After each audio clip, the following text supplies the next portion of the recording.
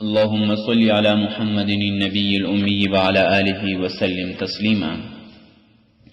نحمده ونصلي على رسوله الكريم وعلى آله وأصحابه أجمعين. أما بعد، فأعوذ بالله من الشيطان الرجيم. بسم الله الرحمن الرحيم.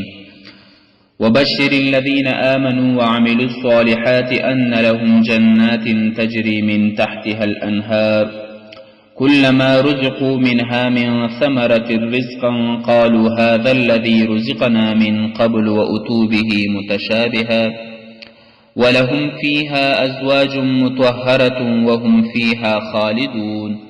إن الله لا يستحيي أن يضرب مثلا ما بعوضة فما فوقها فأما الذين آمنوا فيعلمون أنه الحق من ربهم وأما الذين كفروا فيقولون ماذا أراد الله بهذا مثلا يضل به كثيرا ويهدي به كثيرا وما يضل به إلا الفاسقين. آمنت بالله صدق الله ومولانا العظيم. محترم دوستو، سورۃ البقرہ چل رہا تھا. آیت کا ترجمہ سن لیجئے. وَبَشِّرِ الَّذِينَ آمَنُوا وَعَمِلُوا الصَّالِحَاتِ أَنَّ لَهُمْ جَنَّاتٍ تَجْرِي مِن تَحْتِهَا الْأَنْهَارُ، اور خوشخبری سنائے ماننے والوں کو جنہوں نے نیک کام کیے ان کے لیے ایسے باغات ہیں جن کے نیچے نہریں بہتی ہے. كلما رزقوا منها من ثمرة رزقا قالوا هذا الذي رزقنا من قبل وأتوا به متشابها.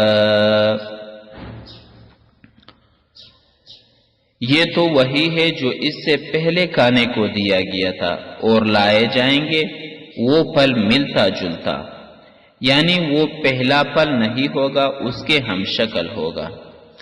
وَلَهُمْ فِيهَا أَزْوَاجٌ مُطَهَّرَةٌ وَهُمْ فِيهَا خَالِدُونَ، اور ان کے لیے ان باغات میں ستری بیویاں ہیں اور وہ ان میں ہمیشہ رہیں گے.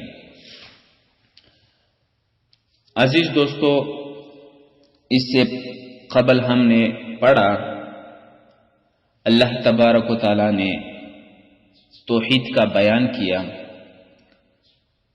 پھر اس کے بعد اللہ تبارک و تعالیٰ نے کچھ چیزوں کو ذکر کیا کہ یہ تمہارے لیے بنائے گئے ہیں، اور یہ بھی فرمایا کہ تم میرے لیے شریک مت بناؤ، میرا ہمسر مت بناؤ، اور اگر تمہیں اس کتاب میں کوئی خلل واقع ہے، تم اس کے سمجھنے سے قاصر ہو کہ اللہ تبارک و تعالیٰ کی طرف سے نہیں ہے، تو پھر تم ایسا کرو، کوئی ایک ٹکڑا اس کا بنا کر لے کے آؤ، اور اپنے سرداروں کو جن کی پوجا کرتے ہو ان سے بھی کہو، ان کو بھی ساتھ ملا لو، جتنے بھی تمہارے چاہنے والے ہیں ان سب کو ملا کر اس قرآن پاک کا ایک حصہ، ایک ٹکڑا بنا کر تو لے کے آؤ. اگر تم لوگ سچے ہو. آگے فرمایا کہ تم ایسا کر نہیں سکو گے، نہ کر سکتے ہو نہ کر سکو گے، تو لہذا تم عاجز ہو. نتیجہ یہی نکلتا ہے کہ تم کتاب پر ایمان لے کر آؤ. اگر عاجز ہونے کے باوجود تم کتاب پر ایمان نہیں لے کے آتے ہو تو پھر ایک آگ تیار کی گئی ہے جس کا ایندھن لوگ اور پتھر ہوں گے. تو کافروں کو سزا سنائی. اب جن لوگوں نے مان لیا ان کے لیے کیا ہے؟ فرماتے ہیں کہ ان کے لیے 4 انعام ہے جنت میں، اور خوشخبری کے طور پر اللہ تبارک و تعالیٰ سنا رہے ہیں ان کو. وَبَشِّرِ الَّذِينَ آمَنُوا وَعَمِلُوا الصَّالِحَاتِ، اور خوشخبری دیجئے ان لوگوں کو جو ماننے والے ہیں، جنہوں نے ایمان لے کر آیا، جنہوں نے اپنے آپ کو ایمان کے ماتحت تسلیم کر لیا کہ ہم اپنی زندگی کو حضور کریم صلی اللہ علیہ وسلم کی طریقوں پر گزاریں گے، اللہ تبارک و تعالیٰ کی وحدانیت کا اقرار کریں گے، اپنے خواہشات کو پشت پھینکیں گے۔ تو اللہ تبارک و تعالیٰ یہ فرماتے ہیں کہ ان لوگوں کو خوشخبری دیجئے جنہوں نے ایمان لے کر آئے اور انہوں نے صرف ایمان پر اکتفا نہیں کیا، ایمان کے ساتھ انہوں نے نیک عمل کر دیے، تو نیک عمل کا شرط اس کے ساتھ آ گیا۔ جو لوگ یہ سمجھتے ہیں کہ صرف ایمان لانا کافی ہے، نیک عمل کرنا یہ شرط نہیں ہے، یہ محض ان کی وہم خیالی ہے اور کچھ نہیں ہے، اور یہ خیال بھی انہوں نے اپنی طرف سے بنایا ہے۔ نہ قرآن میں ذکر ہے نہ حدیث میں ذکر ہے کہ صرف ایمان پر اکتفا کرو، نیک اعمال کی ضرورت نہیں ہے۔ تو اللہ تبارک و تعالیٰ خود فرما رہے ہیں کہ خوشخبری ان لوگوں کو دو جو ایمان لے کر آئے ہیں اور نیک عمل کرتے ہیں، ان کو 4 انعام ملیں گے۔ پہلا انعام کیا ہے؟ ان لہم جنات تجری من تحتها الانہار۔ اللہ تبارک و تعالیٰ فرماتے ہیں ان کو بہت سے باغات ملیں گے۔ کیا ملیں گے؟ ان کو جنت میں بہت سے باغات ملیں گے جو سدا بہار ہوں گے۔ کیا مطلب سدا بہار ہوں گے؟ سدا بہار اس وجہ سے کہا ہے مفسرین نے کہ اس کے نیچے نہریں بہتی ہوں گے، اس وجہ سے وہ بہت خوبصورت لگیں گے، سدا بہار لگیں گے وہ باغات۔ یہ پہلا انعام ہے۔ دوسرا انعام کیا ہے؟ کلما رزقوا منها من ثمرة رزقا قالوا هذا الذي رزقنا من قبل وأتوا به متشابها۔ جب وہ کسی چیز کا ذکر کریں گے، کسی چیز کی خواہش کریں گے کہ مجھے مثال کے طور پر آم کھانا ہے، تو ان کے سامنے امرود لے کر آئیں گے کہ یہ امرود ہے، یہ کھا لو۔ تو وہ کہیں گے کہ ہم نے تو امرود کو ابھی ہی کھایا ہے۔ پھر ان سے کہا جائے گا کہ تم اس کا مزہ تو چکھ لو، جب وہ چکھے گا تو وہ ام ہی ہوگا۔ گویا کہ پھل ملتے جلتے ہوں گے، یکساں لگیں گے۔ آم میں وہ ذائقہ اور مٹھاس ہوگا جو امرود میں ہوتا ہے، امرود میں وہ ذائقہ اور مٹھاس ہوگا جو آم میں ہوتا ہے۔ تو اسی وجہ سے یہی فرما رہے ہیں کہ ہم نے تو یہ ابھی کھا لیا اور ہم نے کسی اور چیز کی خواہش کی، تم نے واپس اسی کو لے کے آیا۔ تو کیا فرمائیں گے؟ اللہ تبارک و تعالیٰ نے کیا فرمایا ہے یہاں پر؟ وَأُتُوا بِهِ مُتَشَابِهًا، کہ تو اس کا ہمسر ہے۔ اس سے کہا جائے گا کہ تم اس کو چکھو تو صحیح۔ جب چکھے گا تو وہ اس کے برخلاف ہوگا جو اس نے سوچا ہوگا کہ یہ تو وہی ہے جو میں نے پہلے کھایا تھا۔ یہ دوسری صفت ہوگی، گویا کہ میوے جو ہوں گے وہ ہم شکل ہوں گے اور ان کا ذائقہ اور مٹھاس جو ہے وہ الگ الگ ہوگا۔ تیسرا انعام وَلَهُمْ فِيهَا أَزْوَاجٌ مُطَهَّرَةٌ، اور ان کے لیے جنت میں نیک بیویاں ہوں گے، پاکیزہ بیویاں ہوں گے، یعنی کہ حوریں بھی ہوں گے، اور ساتھ میں جو دنیا کی عورتیں ہیں اگر وہ نیک ہو اور جنت میں ہو تو وہ بھی ان کو واپس ملیں گے، اور ہر قسم کی عیب سے پاک ہوں گے، ہر قسم کی ناپاکی سے پاک ہوں گے، بالکل صاف ستھرے ہوں گے۔ چوتھا انعام وَهُمْ فِيهَا خَالِدُونَ، وہ جنت میں ہمیشہ رہیں گے، جنت سے نکالے نہیں جائیں گے، ان کے وہم اور گمان میں بھی نہیں ہو گئے کہ ہم یہاں سے نکلیں گے۔ دنیا میں ہم رہتے ہیں، ہم جب گھر بناتے ہیں، جب کسی خواہش کو پورا کرنے پر لگتے ہیں تو ہمیشہ یہ ڈر ساتھ ہوتا ہے کہ ہم نے دنیا سے جانا ہے، ہم نے یہاں پر ہمیشہ نہیں رہنا ہے، تو یہ مومنین کی صفت ہوتی ہے جو ہمیشہ آخرت کی طرف متوجہ ہوتے ہیں، اور آخرت کی طرف متوجہ ہونے سے آدمی کے خواہشات جو ہے وہ ختم ہو جاتے ہیں۔ تو لہذا جنت میں چوتھا انعام یہی ہوگا کہ وہ لوگ جنت میں ہمیشہ رہیں گے۔ ان اللہ لا يستحی ان یضرب مثلا ما بعوضة فما فوقها، بے شک اللہ تبارک و تعالی نہیں شرماتے اس سے کہ کوئی بھی مثال بیان کرے، خواہ مچھر کی ہو یا اس سے بڑی۔ فَأَمَّا الَّذِينَ آمَنُوا فَيَعْلَمُونَ أَنَّهُ الْحَقُّ مِنْ رَبِّهِمْ، اب رہے وہ لوگ جو ایمان لائے، وہ تو جانتے ہیں کہ یہ مثال لے ان کی رب کی طرف سے برمحل ہے۔ وَأَمَّا الَّذِينَ كَفَرُوا فَيَقُولُونَ مَاذَا أَرَادَ اللَّهُ بِهَذَا مَثَلًا، اور رہے وہ لوگ جنہوں نے نہیں مانا، وہ کہتے ہیں اس مثال سے اللہ کا کیا مقصد ہے؟ يُضِلُّ بِهِ كَثِيرًا وَيَهْدِي بِهِ كَثِيرًا، تو اللہ تبارک و تعالی ان مثالوں سے بہتوں کو گمراہ کرتے ہیں اور بہتوں کو راہ راست دکھاتے ہیں۔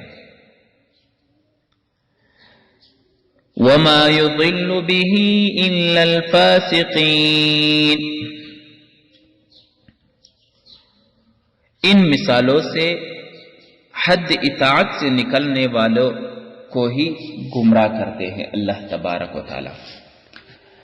تو آیت کا ترجمہ ہو گیا۔ آیت کا مختصر تفسیر یہ ہے کہ ان لوگوں کو یہ عرض کیا گیا کہ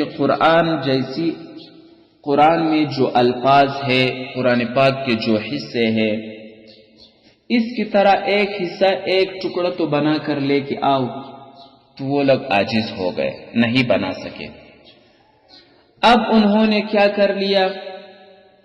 انہوں نے قرآن پاک میں جو مثالیں بیان کی گئی ہے ان مثالوں پر انہوں نے نکتہ چینی شروع کر لیا کہ یہ اللہ تبارک و تعالیٰ کا کیسا کلام ہے، اللہ تبارک و تعالیٰ اتنے بڑے عظیم المرتبت والے ہیں، وہ اتنے چھوٹے مثالیں کیسے بیان کریں گے؟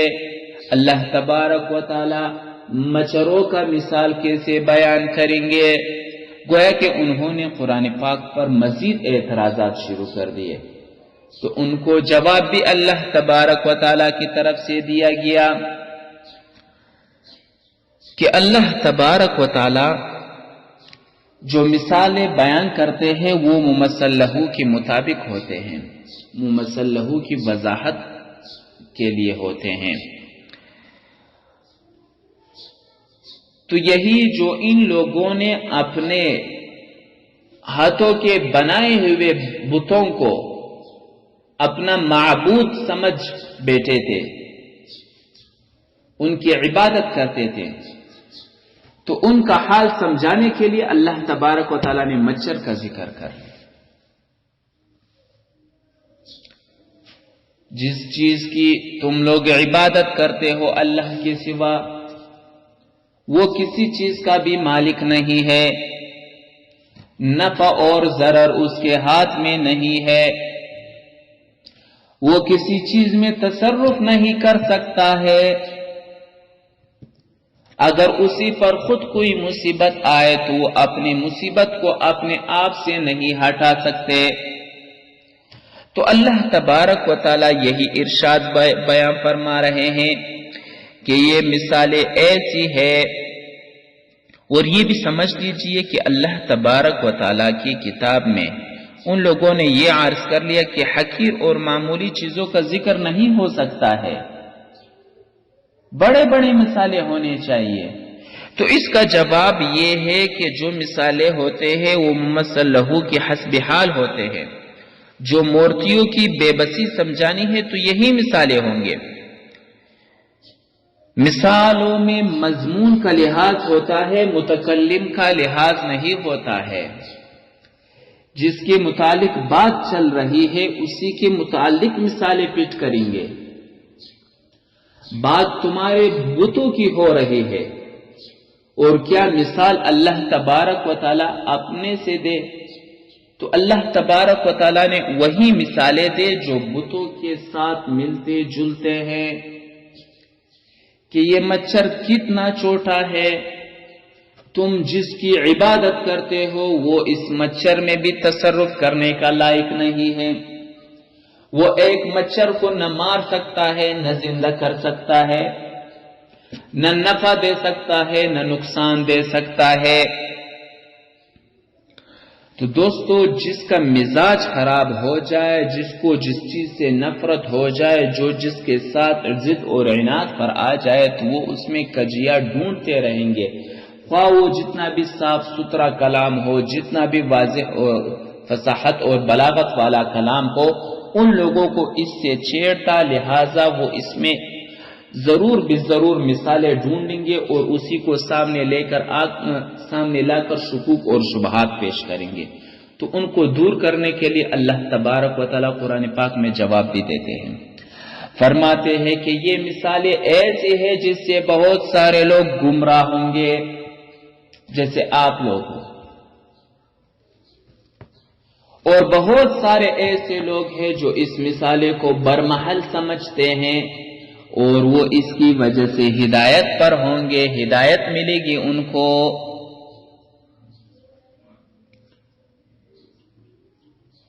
اور جو لوگ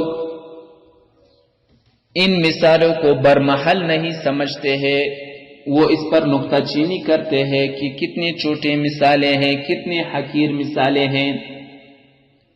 تو اللہ تبارک و تعالی ارشاد فرما رہے ہیں کہ یہی لوگ اطاعت کی دائرے سے باہر نکل گئے، اس لیے وہ خود خواہ اعتراض کرتے ہیں. ان کو اعتراض کرنے کا کوئی حق بھی نہیں ہے.